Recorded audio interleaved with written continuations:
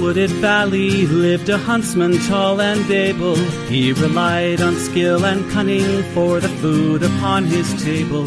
He would walk the forest shadows with his little son in tow, teaching him the archer's art and all that he should know. Keep your eye clear and keen like a falcon on the wing. Keep your heart strong and steady like your hand upon the string. Never bow to a tyrant while your people are laid low, for the highest head may fall to the man who wields a bow. In the valley there was freedom, and a man was left to living. But as year gave way to year, the ruling men grew less forgiving. On a day as black as death, a governor to rule them came, turning landsmen into slaves, and Gessler was his name. In the center of the village, Gessler set a lofty pillar, and he ordered every subject, be he serf or be he miller, to do homage to the hat that Gessler placed atop the pole, or to forfeit to the crown his life, if not his soul. But the huntsman William Tell came into town the morning after. William heard of Gessler's order and could only roar with laughter. Honest men should hold a rank above a petty autocrat. I would never bow to him, I'll not bow to his hat. Keep your eye clear and keen like a falcon on the wing. Keep your heart strong and steady like your hand upon the string. Never bow to a tyrant while your people are laid low, for the highest head may fall to the man who wields a bow. Gessler's soldiers seized the huntsman and his little son for treason, but the people of the village cried for mercy and for reason. Gessler stays the execution, but a cruel test contrives. Prove to me your skill, and you may ransom back your lives. I have heard it said you have no peer with longbow and with arrow, that your shaft can find the quickest hare and fell the smallest sparrow. On the head of your young son I'll place an apple ripe and red. Split it with one shot, or at my word you both are dead. William Tell went to his son and said, I swear I will not hurt you.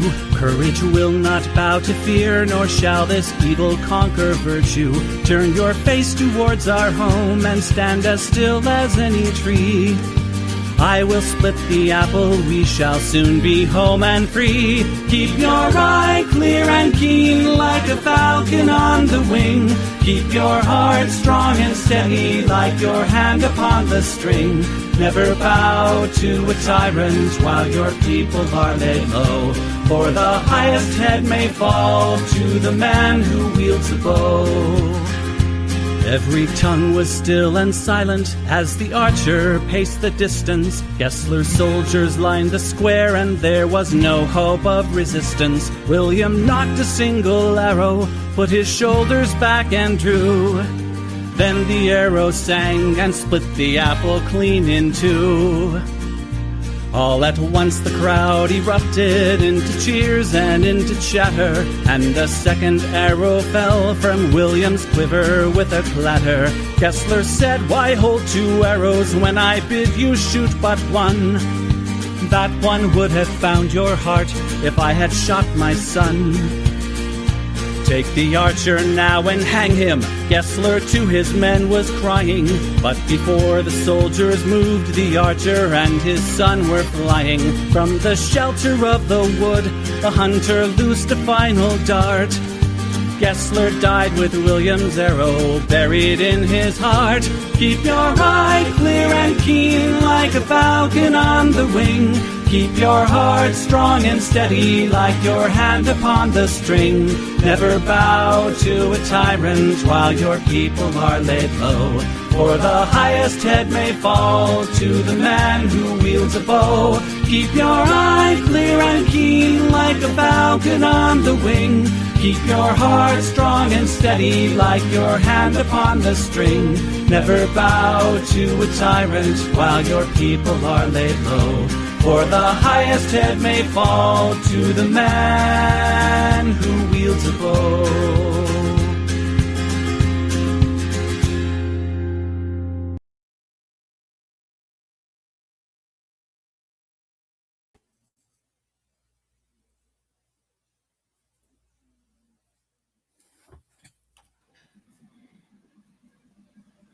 Hola, ¿cómo estás, David? Hey, Juan, ¿qué pasa, amigo? Hey, what's up? Hey, man, how are you? Good. All right, we meet again, sir. Yeah, man. Education always on our minds, maybe. That's it. That's it.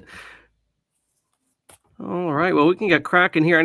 I'll snip this out. Hopefully, I'm in between tech platforms, which I'll spare you the details of here. But anything you want to bring up, David, before we get cracking?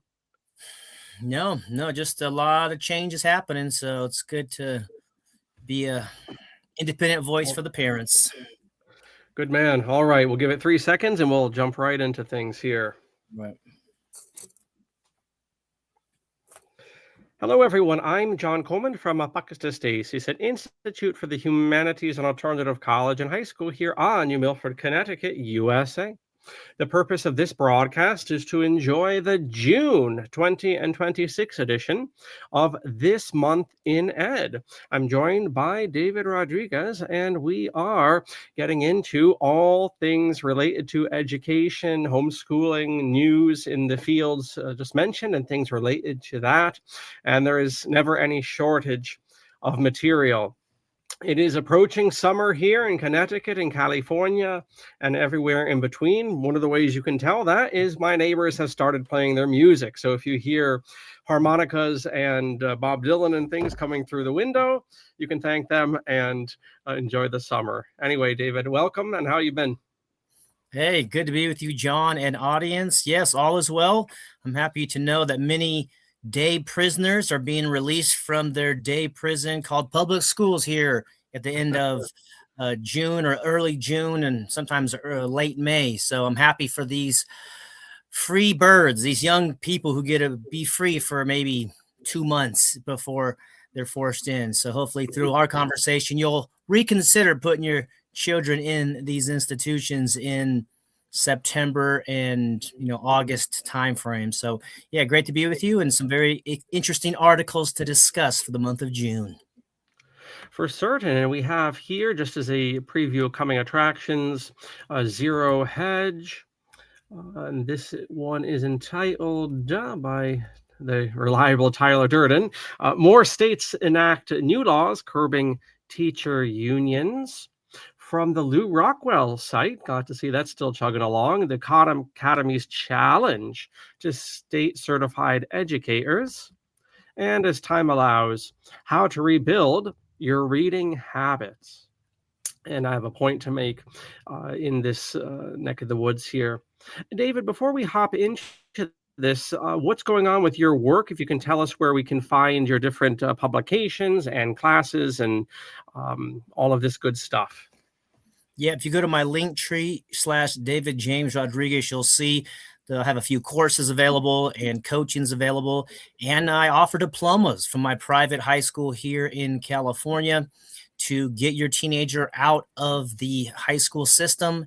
And many parents have reached out, and they can be 14-year-olds or 18-year-olds. I've even graduated people older than 18 years old who need a piece of paper to qualify for some career. So yeah, working on continually developing the curriculum at my homeschool leader Facebook group, where we have over 3,000 parents there to learn about curriculum, socialization, all the questions that you may be concerned about have been answered. And there's a lot of free material there. And again, you can hire me to work closely, one-on-one consulting. And so this is where you can find me. And it's a great time to explore these options while you have a few months of respite during summer, because August and September are going to be here real quick. And I'm sure your child doesn't want to go back unless they're one of the few 20%ers who actually enjoy the compulsory school system. But about 80% of people I've spoken with did not enjoy it, do not enjoy it, and are looking for solutions. And you have a couple fellas right now who can offer you some solutions in the midst of our commentary on these articles that you might want to be aware of as parents. Great. And that link tree again is down below in the description, as is the website of Apocalypse Stacy's. And I have no doubt David's college and rather high school diplomas look a lot better than this AI contraption here. But this is just a stock image. And with that being said, from Zero Hedge, and these articles are also linked below, more states enact new laws curbing teacher unions. David, should we jump right into this, or do you have some preliminary comments? No, I think I guess the abstract is that there's a lot of change in these unions because they are not acting morally, ethically, and they're screwing a lot of the teachers as well. And my mother was a public school teacher for 10 years in the special education area here in California, and I have family members who are in the school system. So it takes maybe a decade or two for them to realize that they're part of a huge body politic that they didn't consent to, and we can discuss that through this article. New organized labor reform signed into law by Florida Governor Ron DeSantis last week required a majority of members to be present for teacher union certification or recertification votes, increased fines for illegal strikes, and established merit-based pay for educators. And here we see a protest. This is subscribed. Students join striking teachers as they demand higher pay and small class sizes outside Oakland, which was a city I had to remember for something else the other day. That's the town, city. I believe Oakland's the biggest port on the West Coast. Anyway, this is from February of 2019. Why don't we go back and forth here, David? Is this big enough for you? Yeah. Yes, and this article is from the Epic Times, so thanks for Zero Hedge reposting here. And the article says, in Idaho, after July 1st, teachers' unions will be prohibited from collecting dues directly from members' paychecks, using paid time off for union activities, or recruiting new members during school hours. A similar law in Arizona, which also bans teacher strikes and prohibits organized labor members from using any school property, even email addresses, for union activities, will be decided on by voters in the November election. Quote, they can't consume taxpayer-funded resources during the school day, said Rusty Brown, Special Projects Director for the Freedom Foundation Policy Organization, which assisted state legislators with those measures and helps teachers opt out of union membership. You know, if your organization is called a Freedom Foundation, I want guys called Rusty Brown running such outfits. These ideas are expected to gain ground throughout the nation. In the months and years ahead, Brown told the Epoch Times, individually, the Freedom Foundation's Teacher Freedom Alliance has so far helped more than 272,000 odd teachers opt out of union membership, totaling more than 50,000 people in 20 and 25 alone, according to data provided to the Epoch Times. This includes educators in red states and blue states. At the state level, Oklahoma lawmakers have advanced legislation that would allow teachers to withdraw from a union at any time and would terminate, quote, closed shop provisions that prevent teachers from accessing alternative labor or professional organizations such as the Teacher Freedom Alliance.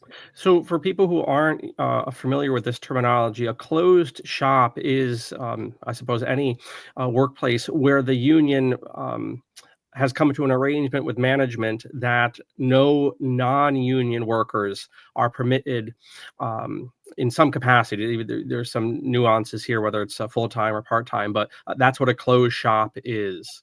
And Brown calls this, in any instance, an equal access, an end to a monopoly and captive audience bill. Alternative organizations can offer teacher liability insurance and other benefits at a fraction of the price that traditional unions charge, he said.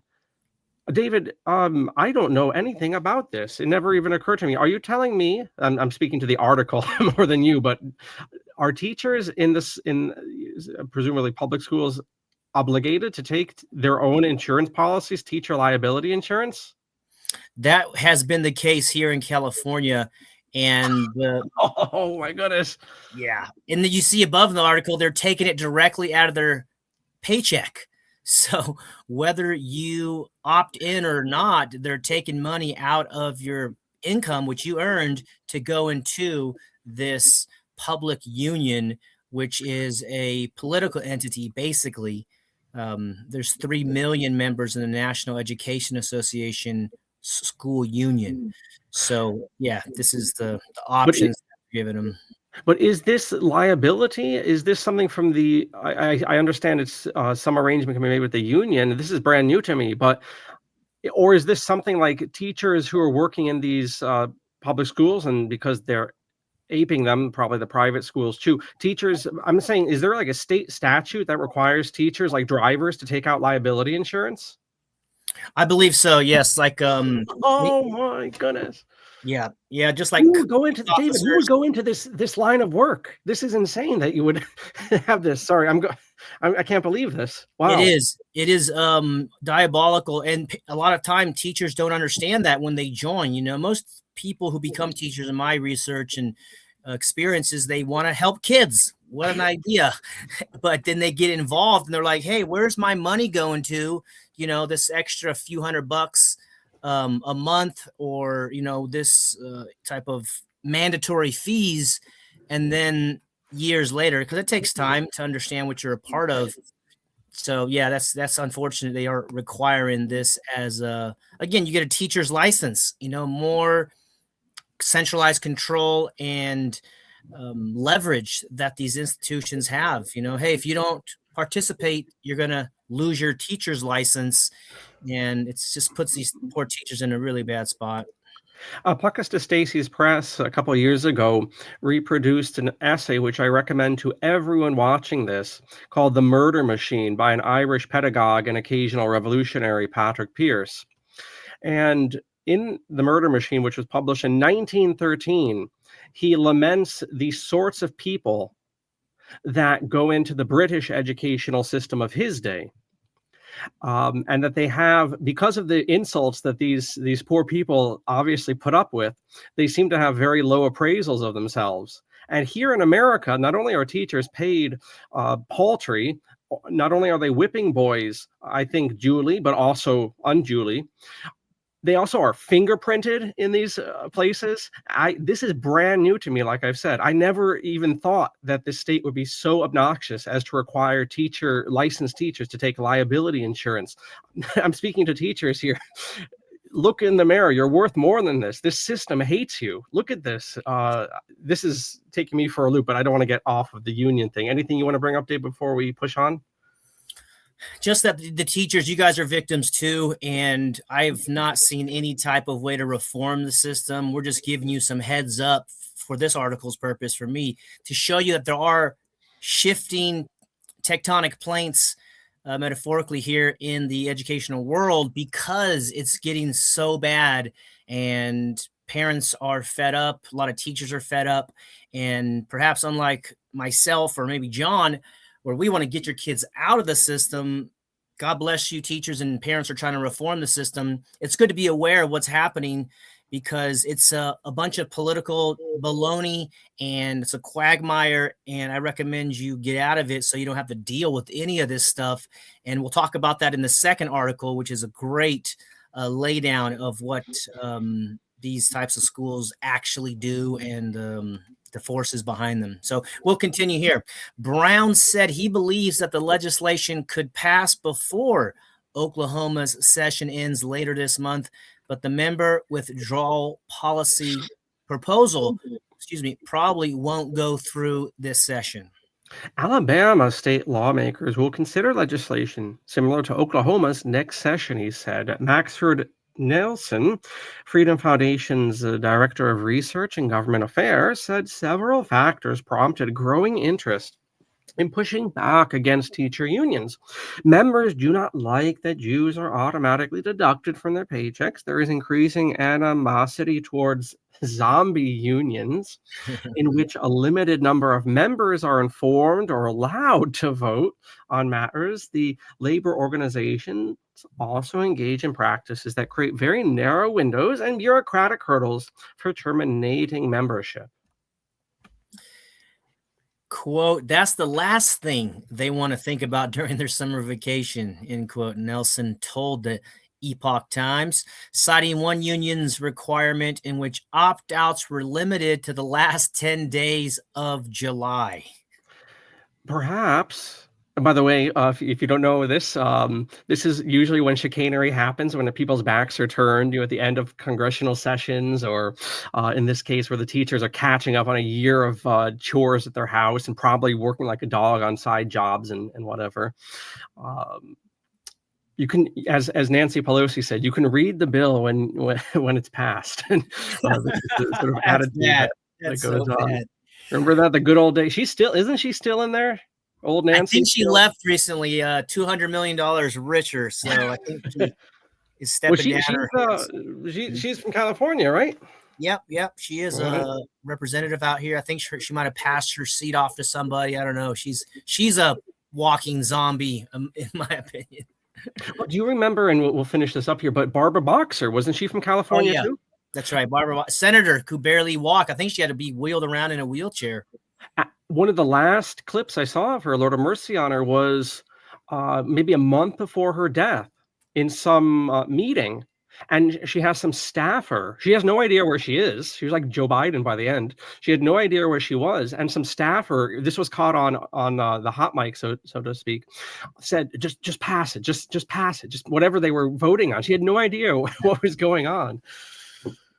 These people never leave. But anyway, perhaps the most contentious issue, Nelson said, is how teachers' union dues are spent. A review of the National Education Association and American Federation of Teachers Unions websites shows that both heavily favor Democrats and promote transgender ideology, diversity, equity, inclusion, that's your DEI practices, special protections for illegal immigrants, anti-school choice measures, and other left-leaning policies. Hundreds of millions of dollars are flowing into this progressive apparatus, Nelson said. A recent report from Defending Education, a conservative policy center, states that teachers' unions at the local, state, and national levels have spent more than $1 billion on, quote, far-left political causes unrelated to collective bargaining since 2015. This includes school board races, political action committees, and campaigns against school choice.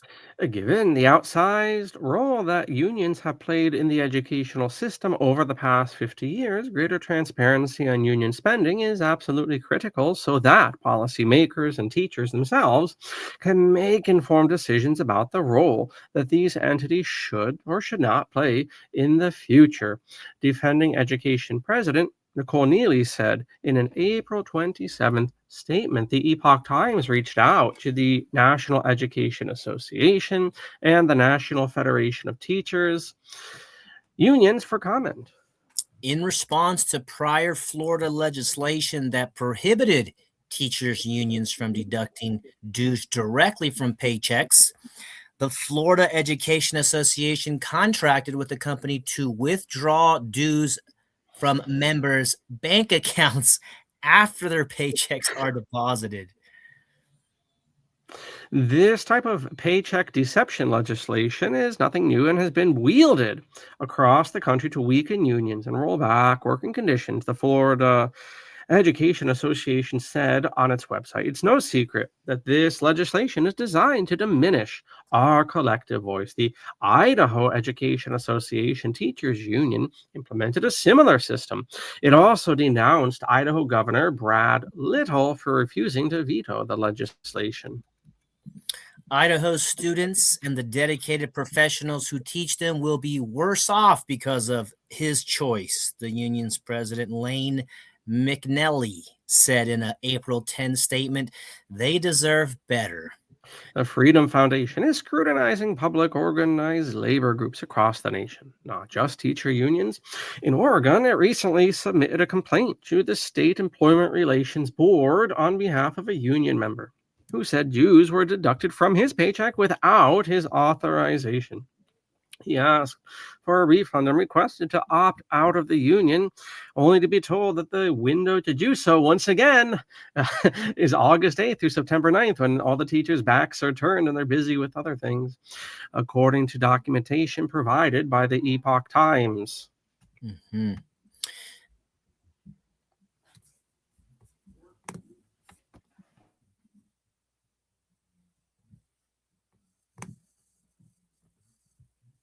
Nelson did not work on that case, but said this type of practice by unions is common in an era of direct deposits and withdrawals and digital forms. There are no mechanisms in place to verify that the individual workers have authorized the form, let alone understand it, quote, he said. Okay, so there we go. It's chicanery from the top to the bottom. So what are your thoughts on this, David, before I jabber along here? Yeah, I think we caught a couple patterns there, which is the public unions give a short window for the members to opt out, and that is unacceptable. And I would say that's a tyranny, because you trade your time and your labor, which belong to you, to get this income, and now this organization is taking it without your consent. And we saw the other point there, that the other education association hired a third party who said, oh, we won't take it from their paycheck. We'll take it after they deposit in their bank account. We're going to take it out of their bank accounts. So they're just finding these little loopholes to take your hard-earned money and spend it on this transgender, racist type schooling. Not even call it education. It's schooling and indoctrination, so that your child can feel bad about who they are and their ancestors, wherever they came from, despite them never committing any wrong. So this is to lower the self-esteem, lower the self-respect, and to feel that someone else is better than them, when in reality, we're all children of the creator or source or nature, very special, sacred, and important people in our own right, just for being alive. And funny how they never say that in school. It took me a while as an adult to discover that. So that's, I think, the windows to not opt out. They're taking the money forcibly, and then the members are not pleased with how they're spending the money. But what are they going to do? They're taking it directly from your paycheck or directly from your bank account. So it's kind of the teachers are between a rock and a hard place. I think this is why many smart and driven visionary teachers are getting out and starting a micro school, a private school, a home school, a learning pod, a variety of solutions where you get to be the head facilitator, guide, teacher, and you get to control what goes on in your classroom or your home or your community, rather than these people that live hundreds and thousands of miles away who don't care about you, and they only are concerned with collective bargaining to raise their salaries and forcibly take your money and forcibly put your children in these schools.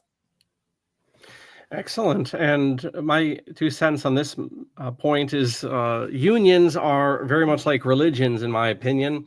And that is, they do very well where they're on the outs. In fact, political parties can be like this too. Usually, when they're out of power and they're hungry individuals, it's almost like there's a meta principle here. When people are on the outside and they're hungry and they're outcast very often, and certainly unions in our history have been quite roughly treated. Often that's when they're the pluckiest and truest to their principles. And we see this very much here in Connecticut with teacher unions as soon as anywhere else. Once you get into power and you cut deals with the power structure, you end up just as much a fat cat as the people you're allegedly opposing. In Connecticut, this is like Gaddafi agreeing to put down his weapons programs. The labor unions agreed some years ago to not strike. I don't understand why labor unions would do that, why they would disarm themselves from the most potent tool. But well, if you're cutting a deal with capital, this is what happens. And then the next thing you do is you come into these chicanery arrangements, like we see this fellow at the end who had his pay docked. I'm sure he filled out some form that gave permission to siphon his money from his bank account. He just didn't read it, or it was proposed to him, in August or whatever they were saying here. So yeah, let me comment on that too, because please. It's very similar for W-2 type form or W-4. Your employer says you have to fill this out. And so you're saying, okay, they give you all this paperwork, you sign it, and you don't even read it. And then it comes back maybe a year or two later and you're like, where's my money? And I didn't agree. And you're like, yeah, you did. And your signature's right there. So just be aware, whatever document you're signing, if you don't understand them, you can write your name and put all rights reserved at the bottom, or you can put under duress or under threat, duress, and coercion, because that would invalidate the contract if it comes back later. You can say, well, they forced me to do it. I didn't want to do it, but they forced me as a condition of my employment, and I'm not a lawyer. So you're right. They opt into it unwittingly. So now we're being invited to look at the paperwork we sign, read it, and know that your rights come from your humanity or God or creator, nature, but they certainly don't come from these corporations, which are pieces of paper, including the state and the governments. These are all, corporations. You can go look them up. A lot of them are on the Duns and Bradstreet, and it is diabolical. So do what you can in the system. And if you can't opt out, do what John Gatto did in his documentary Classrooms of the Heart, where he said in his classroom he had about 45 minutes and it was his laboratory to do what he wanted with the children, and he wouldn't really administer the state curriculum. He would just say, yeah, pass, but he would give them real opportunities to learn, basically start their own project. What type of project would you like to do for 9 months?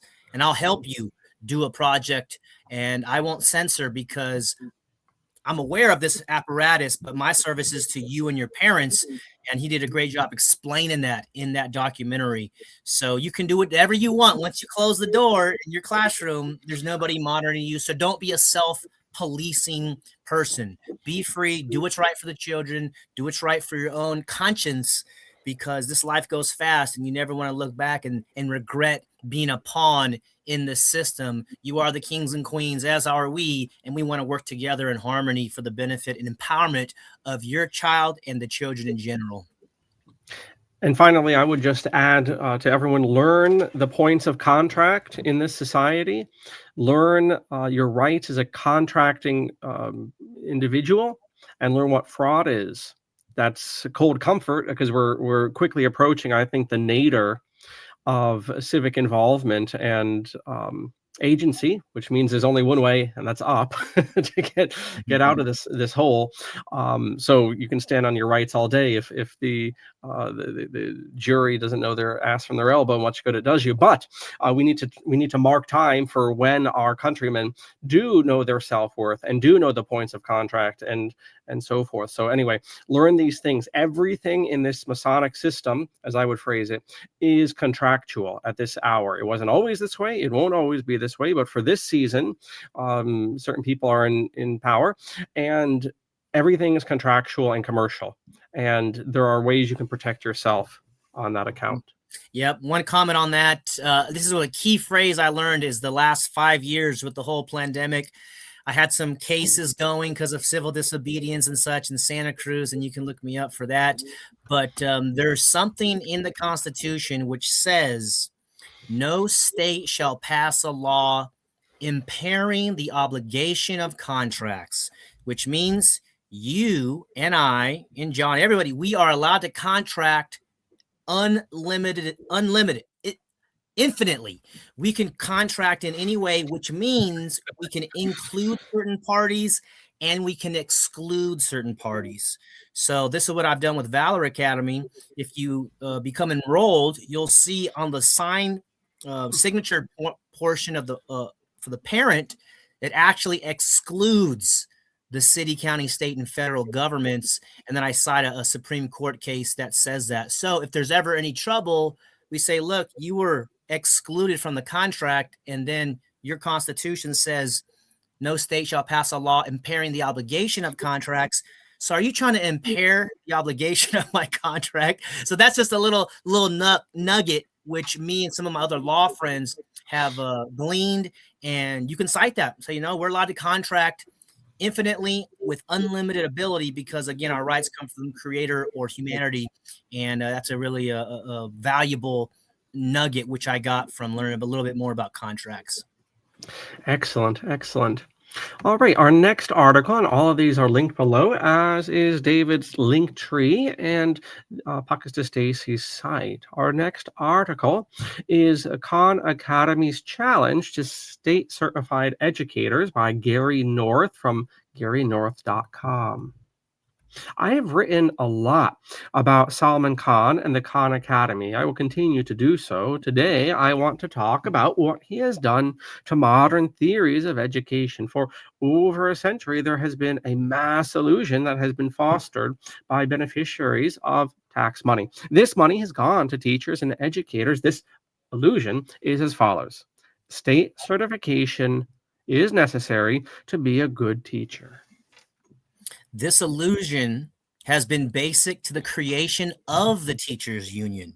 It is this commitment to what is laughingly known as professionalism that has been the basis of legal barriers to entry. Progressive educators fostered this illusion early in the 20th century. They created a theory of education out of whole cloth, except this whole cloth was tattered cloth. There was never any scientific or any other kind of evidence that indicated that going through a teacher training program designed by men and women on college faculties would in any way improve the education of children. This is a classic case of people who had little or no personal experience in teaching school children, like John Rockefeller, who had a lot to do with this system. People who sat down and designed a series of theories about what it takes to teach children. The theories kept changing. There were always rival theories, but they all had this in common. Most people teaching these theories in university classrooms had never had personal experience or success in teaching school children. I'm going to interject and put David on the spot. David, who is held up as the father of modern pedagogy? As we discussed last month, Horace Mann. Oh, go back before. Oh. Go back a century before. You're right, and you are correct within the American chapter of that. But think in the 1700s? Yes, sir. Benjamin Rush or Jean-Jacques Rousseau. Oh, Jean-Jacques Rousseau. and a book called Emile. You could say Jean-Baptiste de La Salle. I mean, there are other people. It's like the father of history. There's 20 guys you could hold up as the father of history.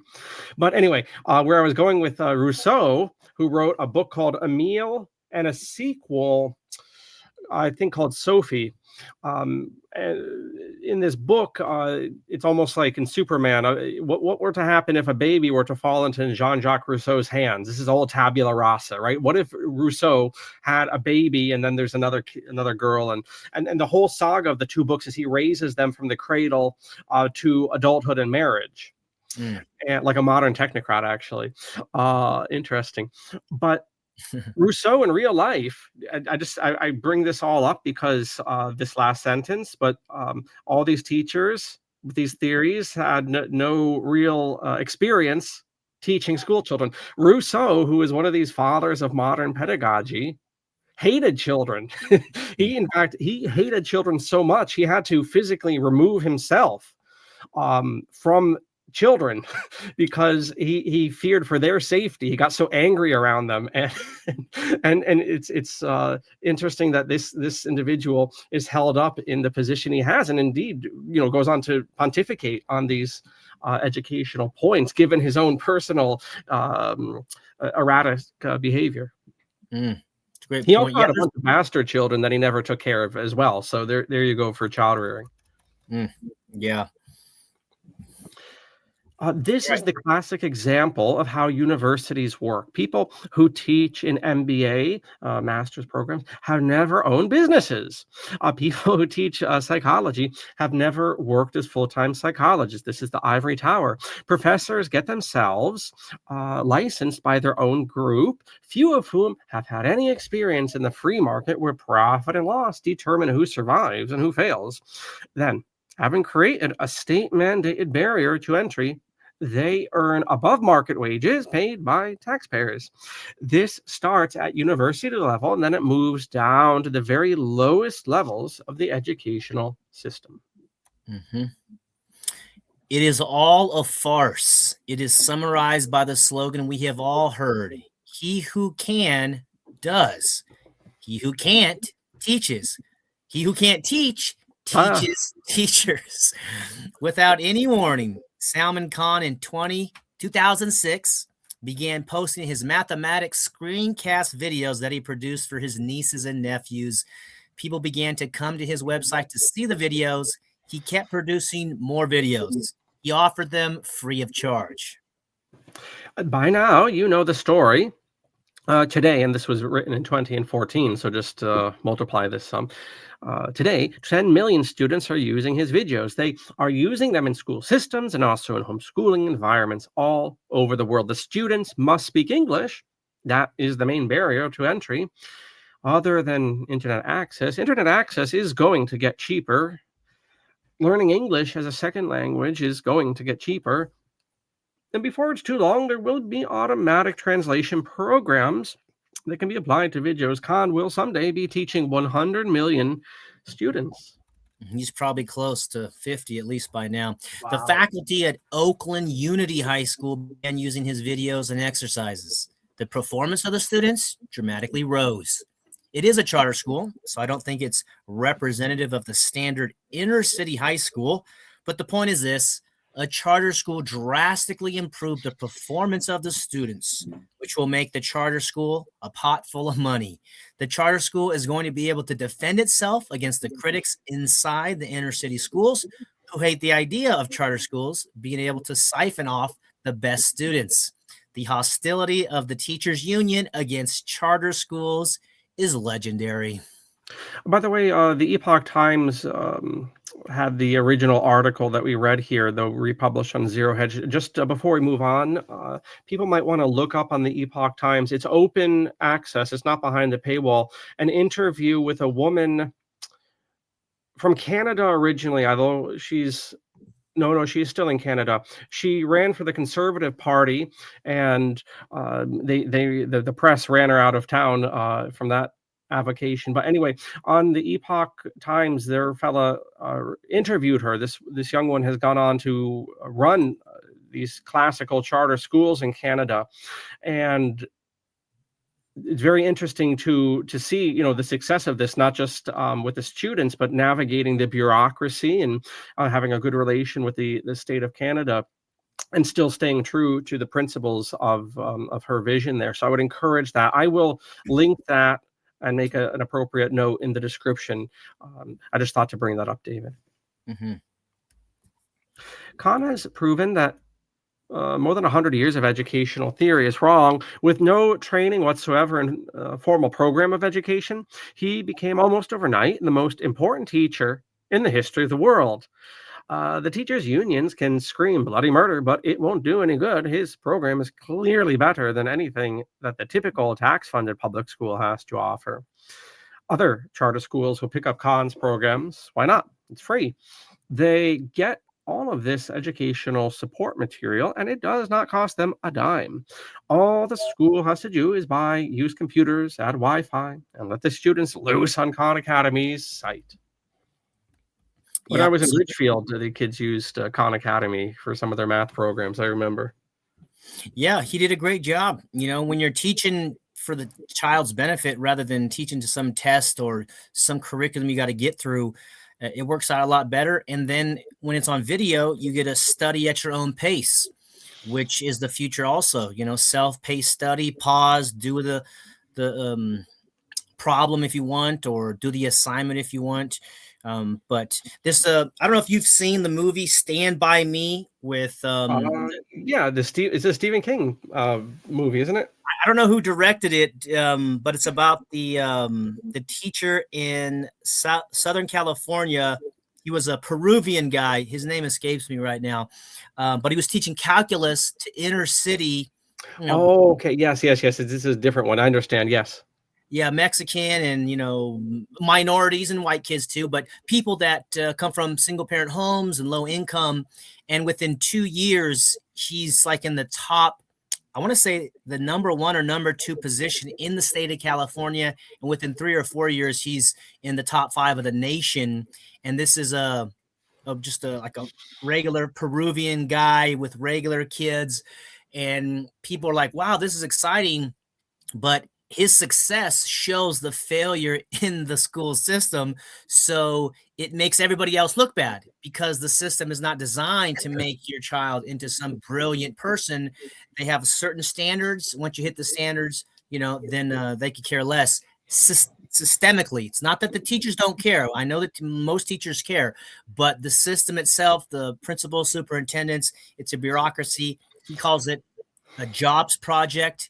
And he even calls it a cult because you're not looking at reality. But Salman Khan is doing a good thing here to put this mathematics out there. I was a little bit skeptical because he got involved with Bill Gates later. So we'll see. I don't know if he is aware of what Gates has been planning and, you know, even his father and such. So anyways, thanks, Salman Khan, for your free academy and showing what an uncertified, unprofessional man can do if he cares enough about his nieces and children. Excellent. Now, our next article is something we can all use, and that is how to rebuild our reading habits. And something I mentioned last month, and I've been thinking a lot about this. Eventually, it will be an essay, I suppose, but it's what I think is an oversight in a lot of educational critique. And it doesn't invalidate anything previous generations have established, I think, or at least made a good case for in terms of the problems with modern pedagogy. But one of the blind spots, I believe, is the fact that the nature of society, the society which produced mass education, is very different than our society now in terms of its interaction with knowledge, its value of knowledge, its telos, why learn altogether. And if you look at here in America, the 19th and early 20th century seed ground from it, from whence came public schooling and so forth, there was still a lot of republicanism from the revolution. That idea that old Americanism was there, that including taking involvement in your town administration. Here in New England, we have town meetings still. Who goes to them? I don't know. But that was something that was very much part of the culture. It was a very Protestant society, which meant there was a heavy emphasis on reading, not just for intellectual aspects, but for spiritual reasons as well. And there was a whole worldview. None of that exists anymore. That world doesn't exist. It has its eccentricities, like we have our eccentricities, and it had its good points, like we have our good points.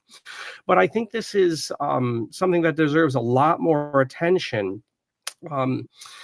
It's not conspiratorial. It's nothing to say anything bad about that approach. It's God knows I haven't given Rockefeller a moment's peace since I've learned what that fellow's been up to from the grave all these years and when he was still alive. But it is an aspect I think that's overlooked, maybe because it isn't, it's more, it's less razzle dazzle. There's less of a bad guy to it, so to speak. But I think it does explain, and that's why. If you look online now, there's a whole little niche of Instagram, YouTube, so forth. Teachers in the public schools, in the private schools, and you better believe this is happening in homeschool as well, and unschool, that don't know how to interact with students because society is moving so very, very quickly, and these structures are calibrated for really something 150 years ago. Not just economically, but just the mindset has completely changed. And before we get into this, which is just in the neighborhood of maybe an older way of looking at information, any thoughts, David? Well, I think reading is one of the superpowers.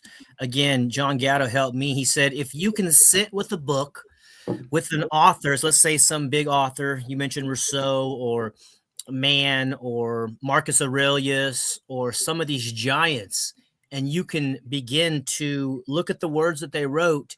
And what I do is I have a pen and I write, in the column, I write stars and arrows and underline and questions, and you begin to argue or agree or pose nuances to the ideas that they're discussing rather than taking them on a pedestal. You are just as important as them in terms of your humanity. So once you read enough different voices and autobiographies is one of the great ways. Biographies can be, good too, but autobiographies is the person in their own words talking about their life. And then you find out this intellectual giant or this business mogul or, genius artist, and you start to learn from their own mind how they did it or the breakthroughs that they had. It just is a very mind expanding experience. So reading is super important. And what they've done in the system now is they've made reading boring, mandatory assignments, mandatory all this stuff. And you hate reading, as I did when I graduated in high school. And I didn't really fall in love with reading until I was like, 20 or 21 when I got involved with a direct selling business, and you got to do personal development. You got to work on your self-esteem and your communication, your courage, and all this stuff, writing goals. Right. And then I was like, wow, there's actually good books out there. Cause all the other books I read in school were boring, lame, wasting my time. I'm like, this is stupid. I might as well just watch MTV and watch television.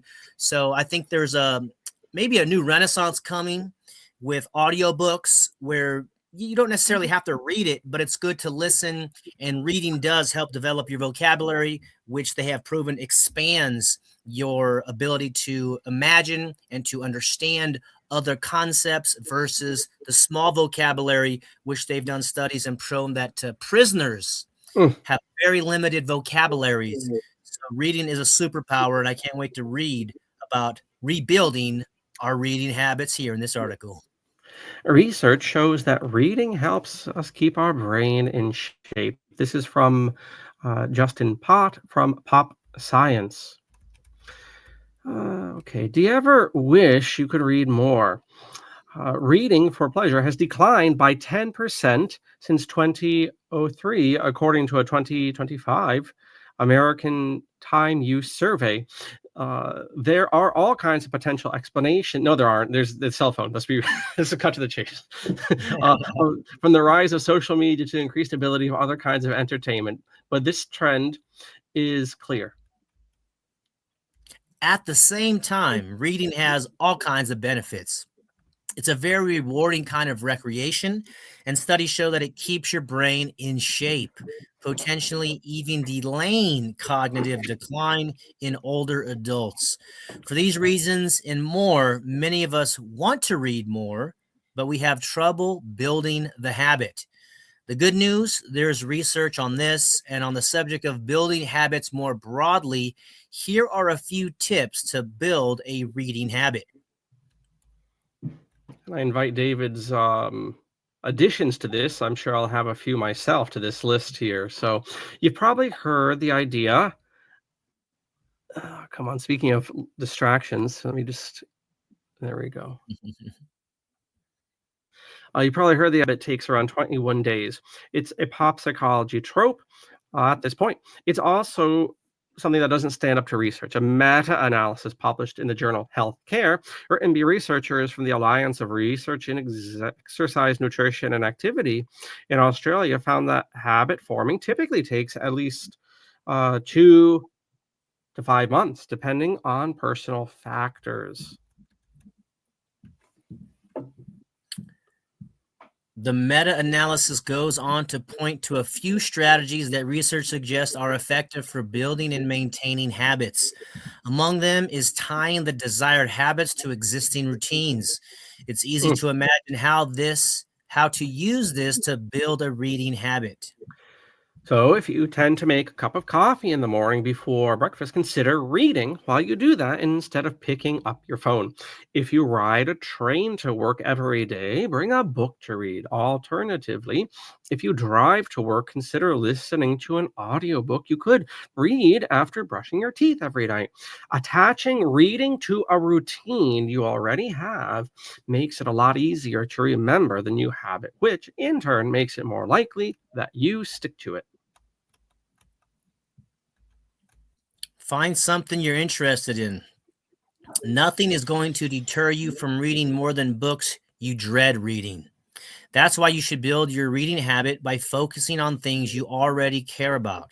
A report published by the Reading Agency, a UK-based organization dedicated to encouraging reading, found that movies, TV shows, and podcasts serve as an entry point into reading. 2 in 5 lapsed readers, 41%, said films and TV shows had got them interested in reading books, and 28% said the same about podcasts or audiobooks, the report states, adding that even non-readers find this to be an interesting entry point. Now, how is this useful? Well, if you're a fan of a TV show or movie that was based on a book, consider starting your reading habit by focusing on those original books. Or if you're a podcast listener, consider paying attention when a guest or host you admire recommends a book. Tie your interest in reading to something that you already enjoy. You're more likely to remain motivated that way. This works the other way. If you're reading a book but not enjoying it, stop reading and find something that you do enjoy. Building a habit is more important than finishing a book you're not enjoying. And reading something you enjoy is going to make it more likely that you build the habit. Start small. The early stages of building a new habit are critical, and overly ambitious goals can cause setbacks. According to a paper about how reading can transform your life, published in the International Journal of Research and Science Innovation by researchers at the Xavier Institute of Management and Entrepreneurship in Bengaluru, India, starting with manageable goals can increase the odds that you stick to reading habits. Begin with small and attainable goals like reading for 15 minutes daily, and evolve the reading duration gradually, the paper recommends. Join a community. Nothing helps motivate quite like social pressure, which is why book clubs exist. I don't need to explain this concept to you. A group of friends decide to read the same book so they can talk about it. Joining or starting a book club gives you a reason to commit to reading a book while also providing some social pressure to follow through. Don't overlook how powerful this can be. And there are other benefits like cheese or wine or whatever it is you like to consume while talking with friends. I'm joking a little, but rituals and rewards can go a long way towards cementing a habit. So consider starting or joining a book club if you're really serious about getting back into reading. Reread something you love. Did you love reading The Hobbit as a kid, or were you more of a Hunger Games kid? Maybe you devoured John Green books. If you want to get back into reading, revisiting books you loved earlier in life is a great way to get started. One of the great pleasures of getting older is revisiting stories and art you loved earlier in life and noticing the ways you see them differently. Now, I promise you, you will see the characters differently now than you did before, and you'll also notice details you didn't before. But rereading books you love is also just plain comforting, which is what you want when you're trying to rebuild a habit. Consider audiobooks. There are some people who will tell you that listening to audiobooks doesn't count as reading. Ignore those people. A 2016 study published in Sage Open by researchers from the University of Pennsylvania shows that there is no significant difference in comprehension for adults who read a book or listen to an audiobook, meaning you're likely to retain the information just as well as you would by reading with your eyes. This is nice because audiobooks are also very convenient ways to read. You can listen whilst doing chores, driving, or during a workout. That's handy if you want to read but can't find the time. On the screen here, by the way, if you can see my cursor, there's this little megaphone, and this is an app which I find better than the programs on installed on the computer. This is called Read Aloud. It's a free app. I would encourage that for this sort of review of written material. It will do just that. It will read it for you. Get an e-reader. I love paper books and think it's worth buying physical copies of books you love. But I also love my e-reader. For one thing, it's portable. I can take Oh, dozens of speaking of books. which, okay. Huge. I love that, taking the iPad somewhere. I take dozens of books on a trip without having to carry all that much. But also, you can get free ebooks from the library, and a dedicated e-reader is the best way to read those books. I've talked about this before, but e-readers like the Kindle and Kobo aren't like your phone or tablet. That's because the screen is e-ink, which is basically something that looks like paper. E-ink has all kinds of advantages. It's easier to read in daylight. It reduces eye strain. It gets much better battery life and doesn't disrupt your sleep cycles the way your phone screen does.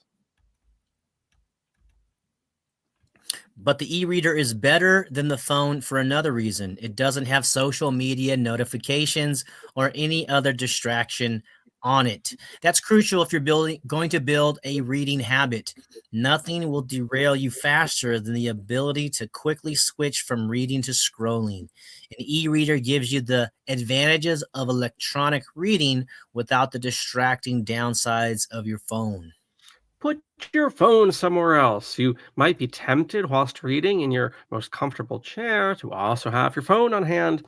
But as we just talked about, having your phone nearby is very likely to derail reading. A 2017 study published in the Journal for the Association of Consumer Research.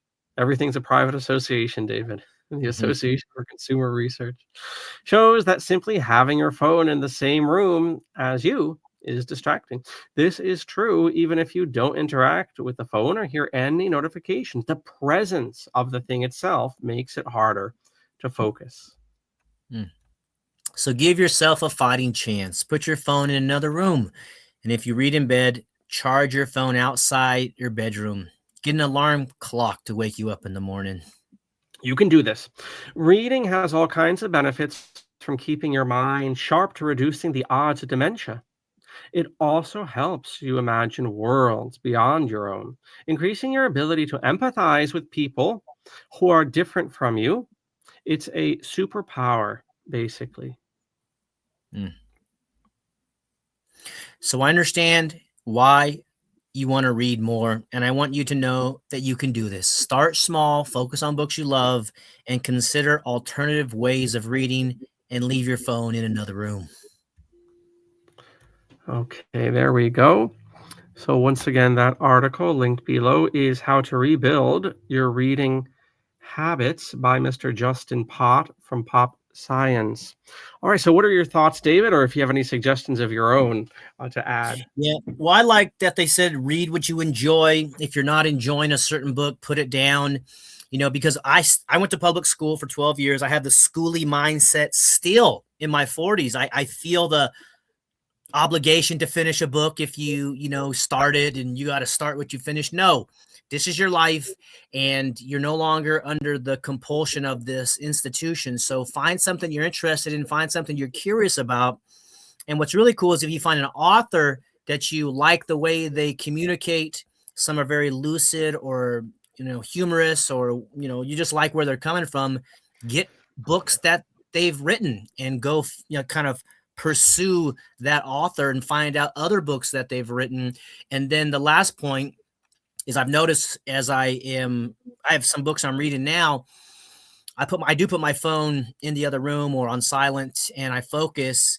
And the reason is that concentration and focus is a superpower in this world of distraction. Mm. So no matter what you or your child or your students want to do, they will need to focus, because there's so many different shiny objects.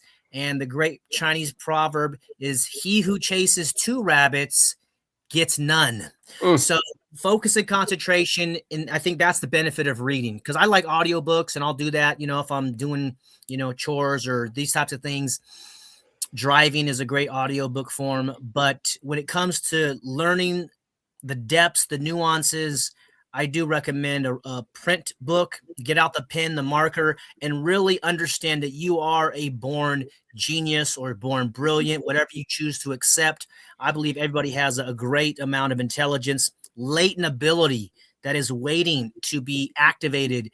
And I think just the right book or the right idea can really shift your entire life, because it's happened to me multiple times. When you find an idea you didn't have the language for, and some author articulates it in a sentence or two, and you're just like, oh my gosh, I knew that to be true, I just didn't know how to say it.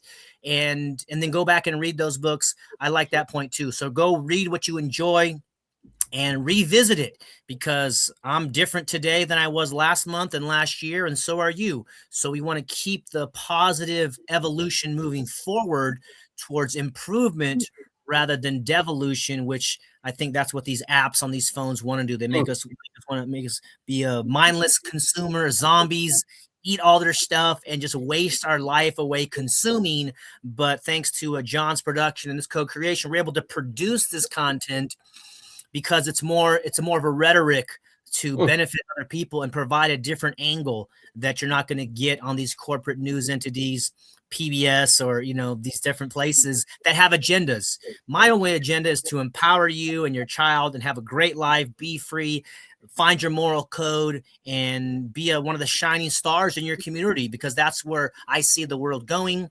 And the young people of today, teenagers or even 20s, if they discover morality, discover their true passion in this lifetime, they're going to be heads and shoulders above us. And I hope that is the case, because humanity's going through a transition right now, and we're seeing all the darkness be revealed. And that's why this type of program is so important, so you can see the light inside of the darkness and then separate, because they're going to probably get some people with their digital ID and all that stuff, and they're training kids in the school to accept that. But the people who think differently, and I would say transcend these types of political agendas and pursue righteousness and morality and goodness, what's beautiful and true and good, I think humanity is going to get back to that point. And I think books are a great foundation to develop your mind and develop your inner life, which is so important to an educated individual. Marshall McLuhan in the last century was very taken with the impact of what he broadly called television, which is everything from the telegraph to Elon Musk's Neuralink and whatever comes after that. All of that he would call television. And McLuhan said that television was everything, everywhere now.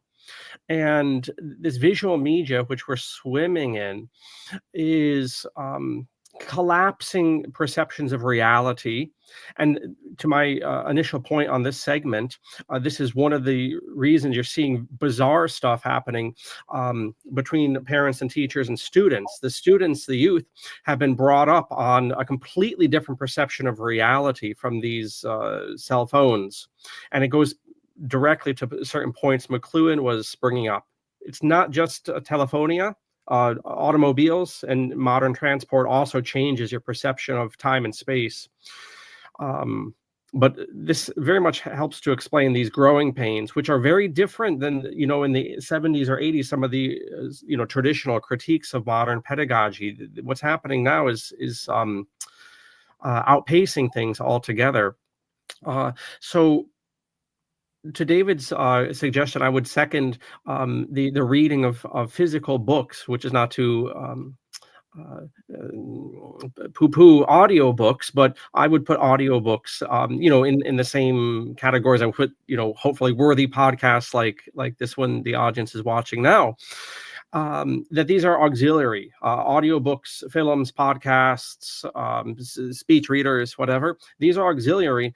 And my suggestion is to perceive reading with your eyeballs, if you're able to do that, as the workhorse. It's the infantry, if you want to use a military simile. That reading, traditional reading, is the infantry of your perception of knowledge. Other stuff can be your snipers, your drone commanders, your artillery, or whatever, but it can't do the heavy lifting. And then in terms of practical counsel, I would say two things in particular. One is I know this is going to sound silly. I thought it was silly till I started doing it a couple of years ago. And that is to get a straight edge. When you're reading with your eyeballs a book, put this underneath the lines and follow the lines down.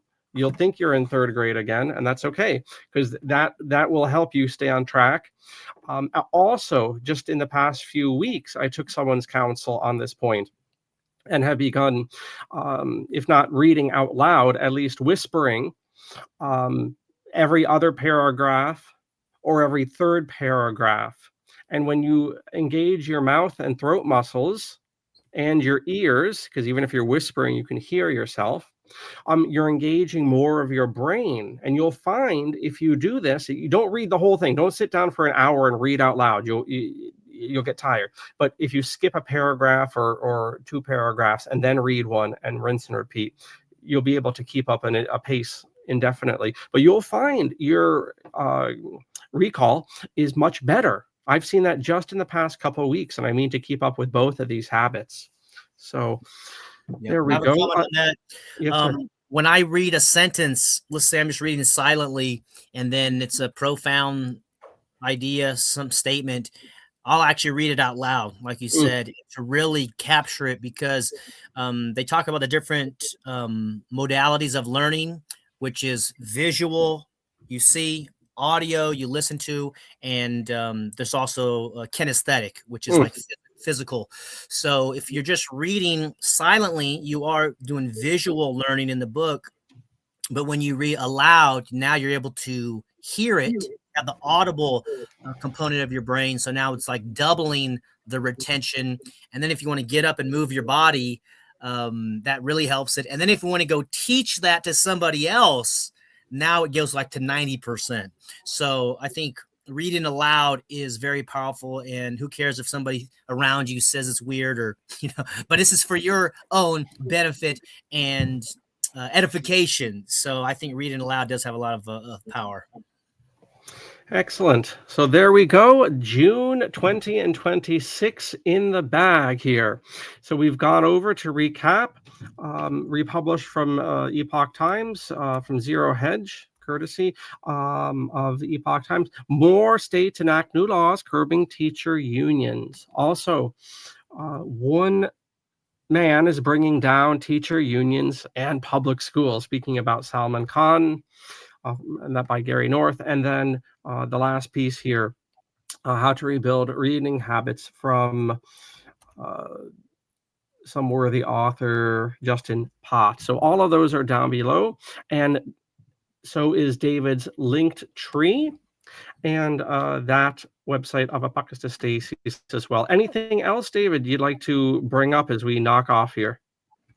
Nope, just that I hope you enjoy your summer, everyone, and understand the world is the classroom, that just because school's out doesn't mean learning has to stop, and allow your children to be free. And I remember being in school and the teachers would say, you know, you got to do this over the summer homework assignment. Oh, the torture of that.